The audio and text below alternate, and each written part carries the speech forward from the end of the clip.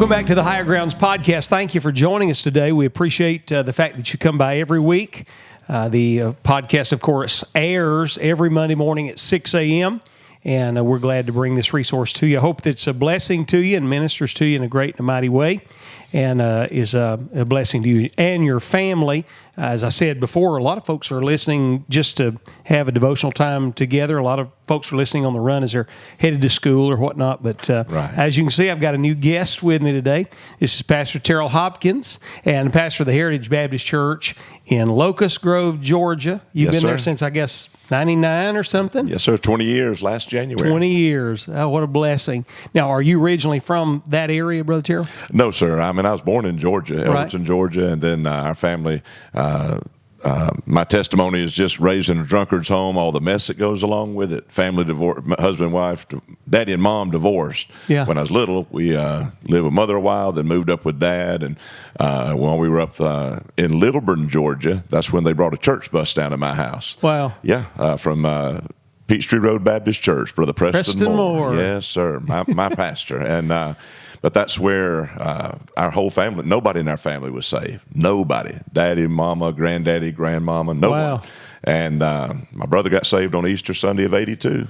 Stepmother got saved that summer. Dad got saved that summer. I got saved that summer.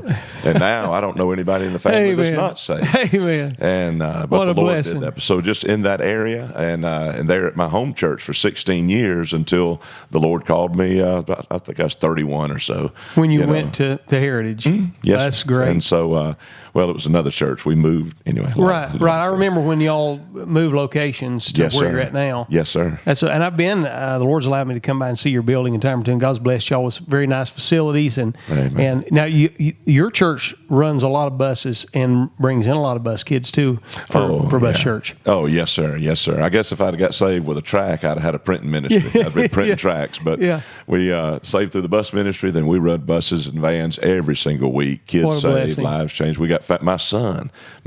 We picked up a family, and those kids. Then the mom and dad started coming, and my son David is married to a young lady that came in on our buses. Amen. Isn't that a blessing? Oh, brother, it's unbelievable. Yeah, we have preachers in our church who were saved as a result of bus ministry, and their lives completely and totally changed. And God's done a great work in their lives through that. And I'm sure grateful. What a blessing. Amen. We've had Brother Michael Lindsay on here who runs and administrates the bus routes for Brother Barry Philbeck up at the Love Valley Baptist Church. Sir, I know. And we had a long podcast about discussing bus ministry and things of that nature, and it was just a joy and a blessing. A lot of folks watched in regard to that, and I certainly am glad for all of the avenues and outlets that we have to serve the Lord in this country. There's such freedom and liberty to serve the Lord. I sure am grateful and thankful to the Lord for that. Amen.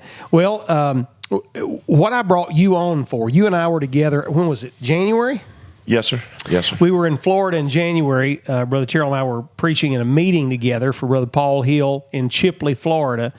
And Brother Paul had mentioned one evening about a resource that you had put together, and I was intrigued by it and spoke to you about it, and you handed me one of the resources, and I've been looking over it and was very intrigued by what you were doing. I spoke to you that week about possibly coming on the podcast sometime this year to share what God's done in your heart. Now, what the resource that Brother Terrell's put together is called Set Thine House in Order.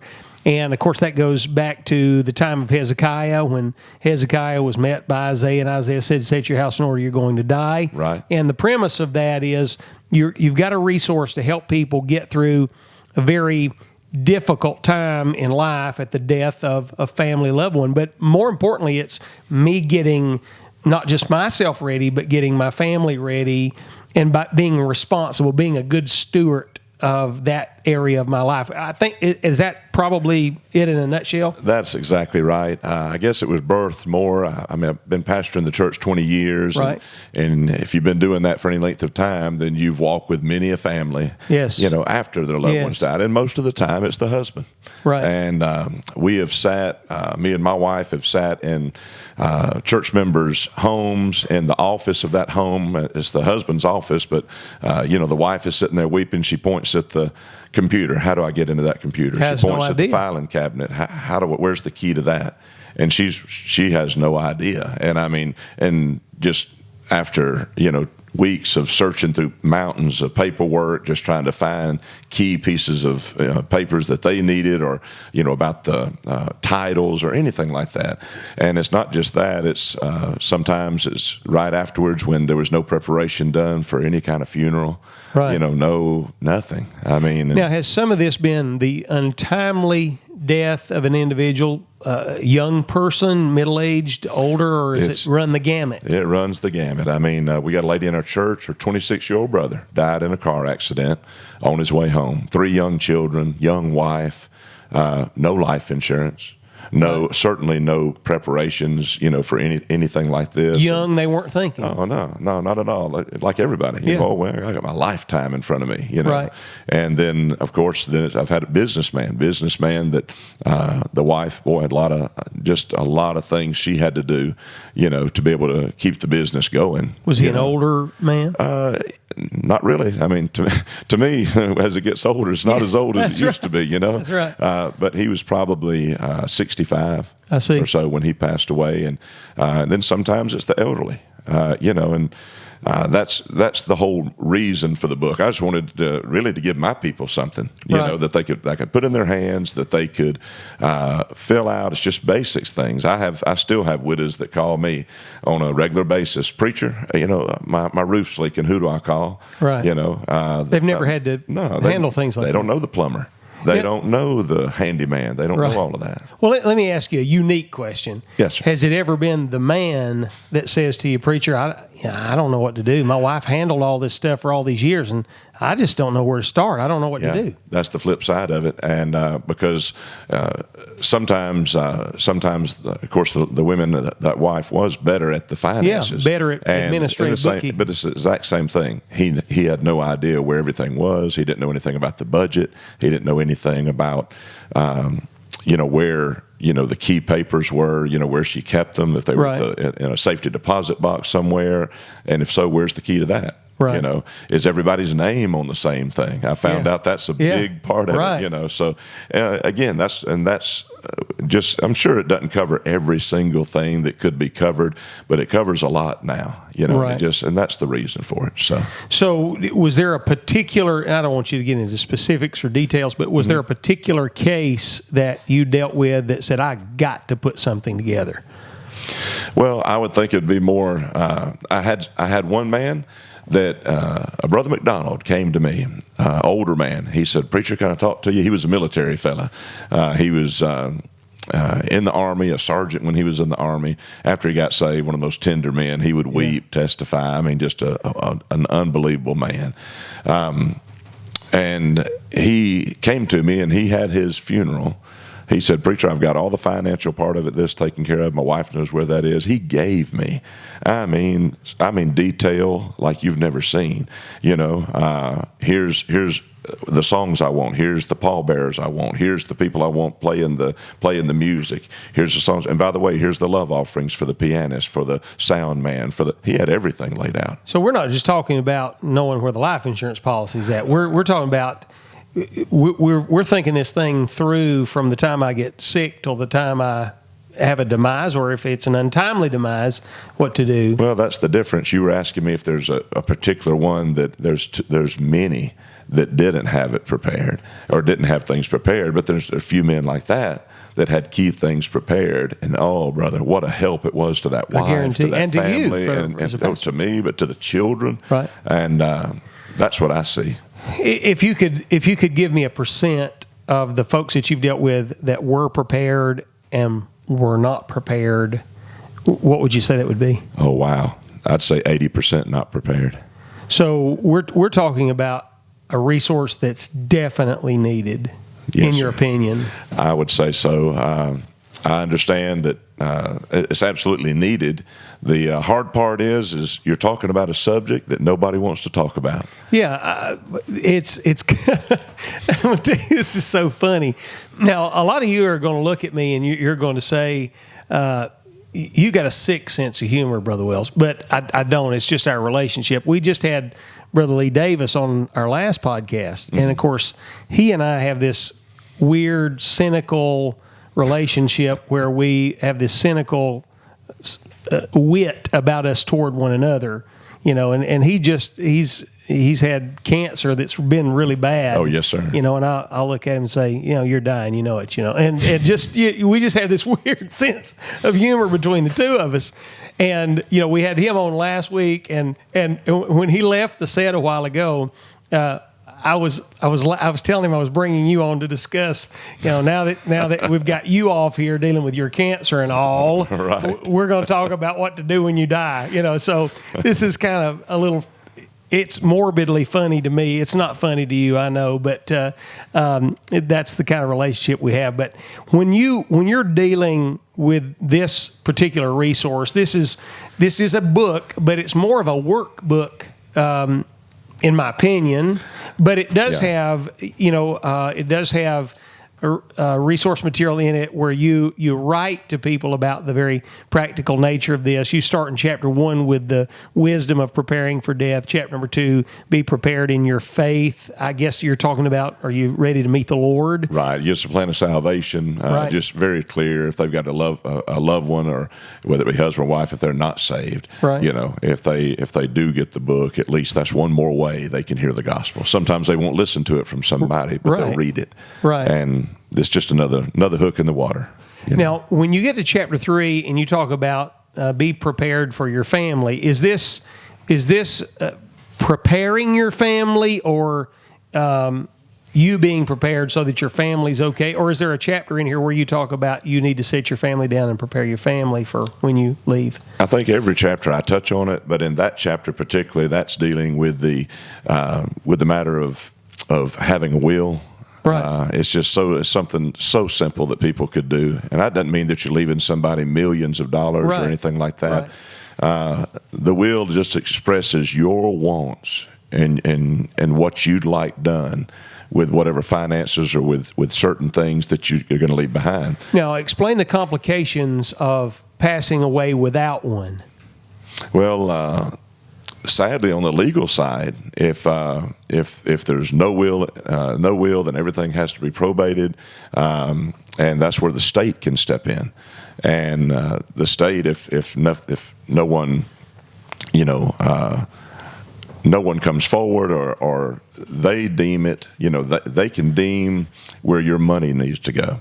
If it's not set in place, and you've got a minor child, they can decide where your child goes and who keeps your child. Right. That's how important, those kind of things are. If you've got a special needs child, or you've got an elder, someone that you have power of attorney over, that you're taking care of them, that's where that comes in too. So this is more than just saying, I want my $12.45 to go to my wife. This is, it's more than that. Right. And I think everyone wants that. You spend your life, you love your family, and you try to take care of them and guide them in every way possible.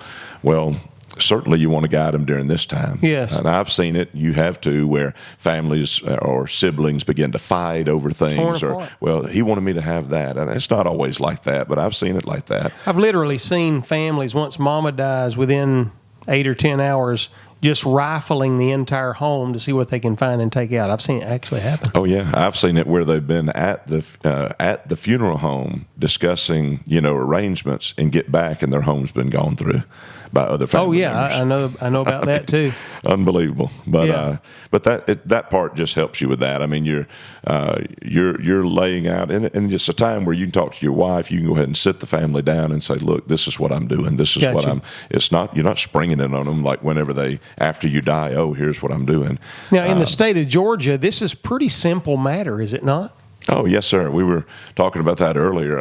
Literally in Georgia, maybe it's because it's Georgia, but you could take a napkin and write down, I, Terrell Hopkins, being of sound mind and body. That's questionable, but you could write that down and then lay everything out.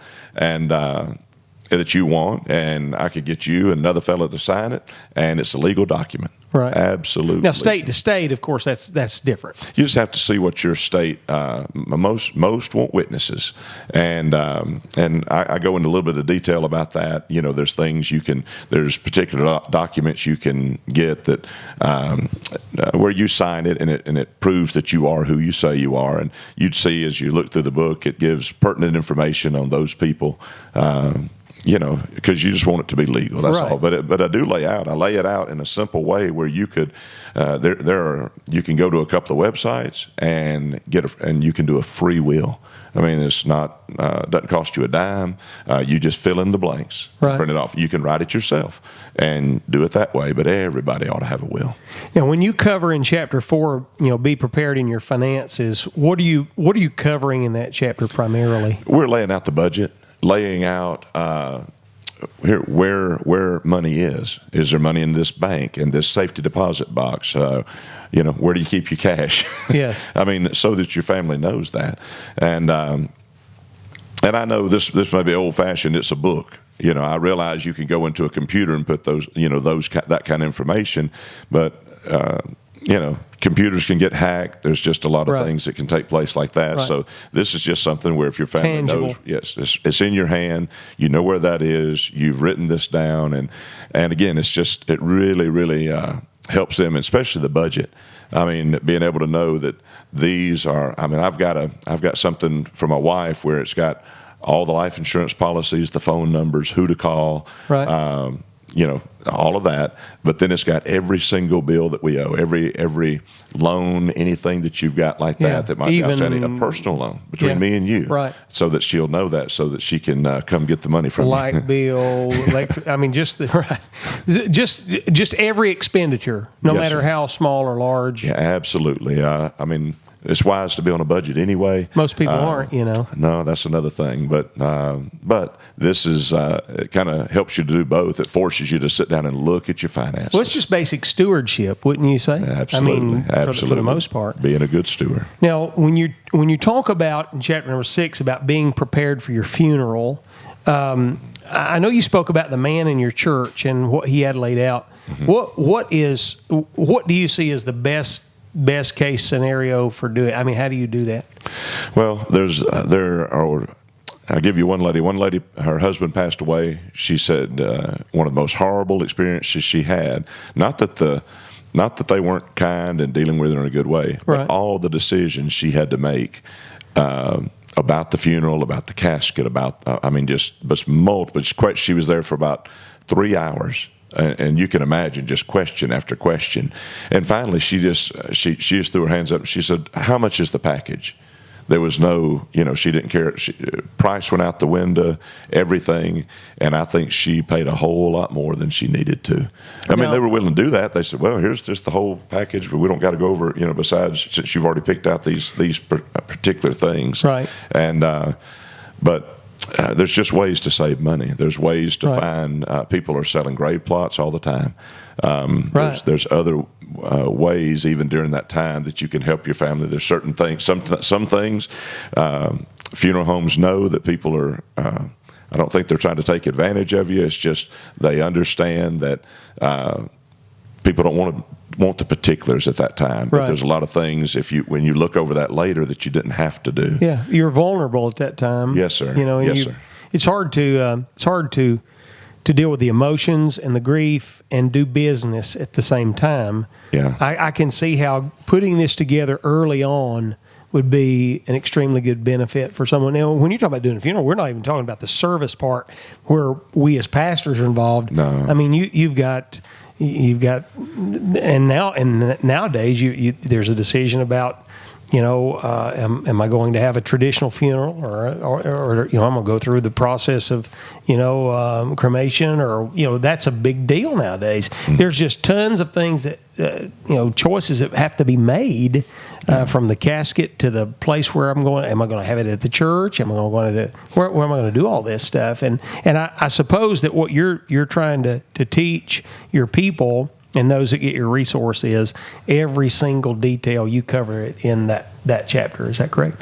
Yeah, everything. Think about it. Every decision you make and everything you take care of is one less thing your family will have to do, Right. and that they'll have to take care Right. of. And you're taking that burden off of them. Yeah, well, absolutely, and that's a burden I don't want my family to have to deal with. Yes, sir. Unless I get to the place and point where I don't like them anymore. And then, no, I'm just kidding. But I tell you what my dad did. My dad, he's a very meticulous individual anyway, as you well know. And Dad has already got all this stuff in order. And I take visiting guys that come in my hometown, and I don't live at my hometown, but I go there occasionally, for meetings or whatever. And I'll have a friend. I'll say, "Come here, let me show you my dad's headstone." They think that's real morbid, And so we go look at Dad's headstone. Well, Dad has a really nice headstone. He's already bought and paid for. And on the back side of his headstone, he has had etched the plan of salvation on the whole entire backside of his headstone. Right. And he said, "Son, I want to be witnessing, telling people the gospel even after I'm dead." Brother Tony Hudson. It's unbelievable. Showed me where his dad's headstone was, same way Brother Curtis Hudson. Yeah. They did that same thing. That is amazing. It's great, isn't it? Yes, sir. He being dead yet speaketh. Amen. Isn't that a blessing? Amen. And I appreciate my dad having that kind of forethought, for the entire family, and it's very important. Now, in chapter 7, you deal with preparing your family for the future after you're gone. What are you speaking about specifically there? Again, that's the next, the last two chapters. Actually, you've got a place where you can specifically write a personal letter. I mean, I've done that. I've got a letter to my wife. I've got a letter to my daughter, to both my sons, where I try to. Encourage them. I'm just telling them, look, lay your feelings out for them. Yeah, absolutely. I mean, the things that is smart. Because you don't know how you're going to die. When are you going to die? That's right. Will you be sick a long time, be able to have last goodbyes with everybody around you, or will it be sudden? Right. And there is no goodbye. That's right. And there is no, there's nothing to, there's nothing else to, there's just no time to be able to say the things you wish you would have said. And I know that most of the time we say a lot of those things in life and by our life. I'm grateful for that. But this is just another resource, and something that they can hold on to the rest of their life. Something in your own words, right? That you're saying to them that absolutely they'll cherish long after you're gone. And that's best to be handwritten instead of typed. Oh yeah, absolutely. I mean, because it's from you, right? And it's your heart. It's your heart you're laying out to the people you love the most. I've got something, I mentioned it to you, but I've even got something to my own church, right. In the computer. If I die, I've got instructions. I've got things laid out. Yeah.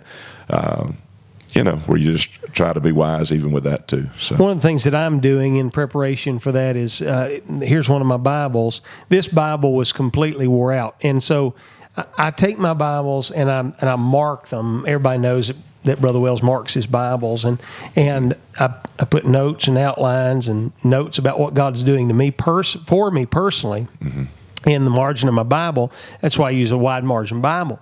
And then I'm taking these, once they're completely worn out, I send them off and have them recovered, and I can continue to use them sporadically as I choose. But these are being laid aside specifically for all 5 of my children, and I'm going to put one of my Bibles in my children's hands, each of my children's hands when I pass. I'm reading. Same way. I've got all my children the Bible. I'm reading those Bibles, and I'm writing my notes, but I'm reading it like when I'm reading Bridget's Bible. Then as I read it, I'm making notes to my daughter. That's that a Bible, blessing, that's her boy. Bible. That's to her. That's a great idea. I read, it's a lot of reading, but praise God, I need to read. Yeah. But read David's Bible, same way. We're going to go through it just the same way, and I'll make notes particularly for David. Great idea. And then for Jonathan, too. So. Amen. Man, that's tremendous. That's tremendous. Man. Well, we have about exhausted our time here on the podcast today. I want you as a podcast family to please avail yourself of this resource. It's a workbook, fill-in workbook entitled Set Thine House in Order. And this was, of course, written by Pastor Terrell Hopkins.